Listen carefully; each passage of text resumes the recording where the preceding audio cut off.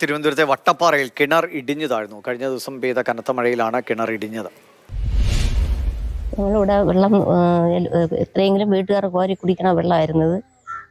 ഇത്രയും ഇന്നലെ വൈകുന്നേരമാണ് ഈ വലിയ മഴയത്ത് ഇത് ഇടിഞ്ഞ് ഇങ്ങനെ വീഴുന്നത്.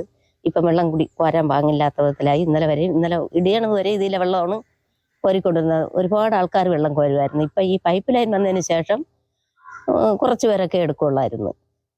ഇപ്പം ഞങ്ങൾക്ക് വെള്ളം കോരാൻ പാങ്ങില്ലാത്ത അവസ്ഥയിലാണ് ഇപ്പം കിടക്കുന്നത്. അനിതകൃഷ്ണൻ ഉണ്ടായിരുന്നു. മറ്റ് അപകടങ്ങൾ ഉണ്ടായില്ല എന്നത് ഭാഗ്യമാണല്ലേ. വീടിനോടൊക്കെ കുറച്ച് അകന്നാണ് കിണർ. ദിവ്ഷ, തിരുവനന്തപുരത്ത് മുന്നറിയിപ്പൊക്കെ ഉണ്ടായിരുന്നെങ്കിലും ഇത്ര ശക്തമായൊരു മഴ ആരും പ്രതീക്ഷിച്ചിരുന്നില്ല. ഇന്നലെ മുതൽ മഴ പെയ്യുകയാണ്. ആ മഴയത്ത് ഒരുപാട് ദുരിതങ്ങളുണ്ടായി. അതിലൊന്നാണ് ഈ വട്ടപ്പാറ മുളങ്കാട് സജിയുടെ വീട്ടിൽ സംഭവിച്ചത്. സജിയുടെ വീടിനോട് ചേർന്ന് ഉള്ള കിണർ ഇടിഞ്ഞു താഴുകയായിരുന്നു. ഇത്രയും നേരം നീണ്ടുനിന്ന മഴയുടെ ഒരു ദുരിതം എന്ന നിലയ്ക്ക് തന്നെയാണ് അതിനെ കാണുന്നത്. 10 അടിയോളം താഴ്ചയുള്ള കിണർ പൂർണ്ണമായും ഇടിഞ്ഞ് താന്നിട്ടുണ്ട്.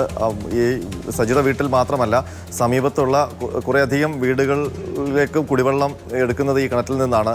ഏതാണ്ട് 35 വർഷം മുമ്പ് നിർമ്മിച്ച കിണറാണ്. ആ കിണറാണ് ഇപ്പോൾ ഇടിഞ്ഞു താണിരിക്കുന്നത്. മഴയുടെ ദുരിതം, അതിനൊപ്പം തന്നെ ഇനി ഈ പ്രദേശത്തുള്ള ആ വീട്ടുകാർക്ക് കുടിവെള്ളത്തിനും വലിയ ബുദ്ധിമുട്ടായി മാറിയിരിക്കുകയാണ്. ദൃശ്യം ശരി. അനിതകൃഷ്ണനാണ് വിവരങ്ങൾ നൽകിയത്. ഒരുപക്ഷെ ഈ സമീപകാലത്ത് ഇത്രയും വലിയൊരു മഴ തിരുവനന്തപുരത്ത് ഉണ്ടായിട്ടുണ്ടോ എന്ന് സംശയമാണ്. കാരണം അത്രയും സമയം അത്രയും ശക്തമായിട്ടാണ് മഴ പെയ്തത്. തിരുവനന്തപുരത്ത് തന്നെ പല താഴ്ന്നിടങ്ങളിലൊക്കെ വെള്ളം കയറുന്ന സ്ഥിതിയുണ്ടായി. എങ്ങനെ